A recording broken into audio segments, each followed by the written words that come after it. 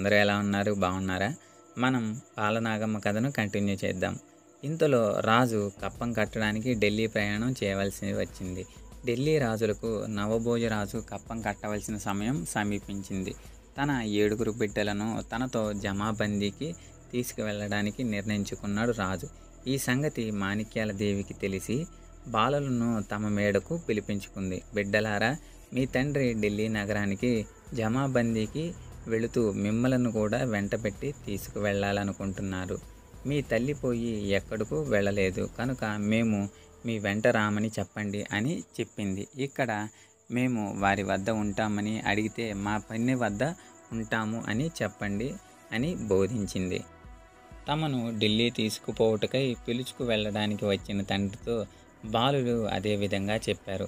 తండ్రి వారి అభిమానాన్ని మన్నించి మాణిక్యాలదేవి మేడకు వెళ్ళి బిడ్డలు 7 ఆమెకు అప్పగించి తాను ఢిల్లీ వెళ్ళాడు. రాజు అటు ఢిల్లీ వెళ్ళగానే మాణిక్యాలదేవి బిడ్డలను చెరబలిచి, బిడ్డలారా, నేడు పున్నమి పర్వదినం. ఈ ప్రొద్దు మీరు జాగారము చేయాలి. అలా చేస్తే మీకు మంచివారు భర్తలుగా లభిస్తారు అని చెప్పింది. 2 జాములు గడిచాక చిల్లులు పడిన బిందెలతో తలా ఒకటి వారికిచ్చి బావికెళ్ళి నీళ్లు తోడుకు రమ్మన్నది. ఆకలిగా ఉన్నది, అన్నం పెట్టమని అడిగారు. నేనింకా వండి వార్చలేదు.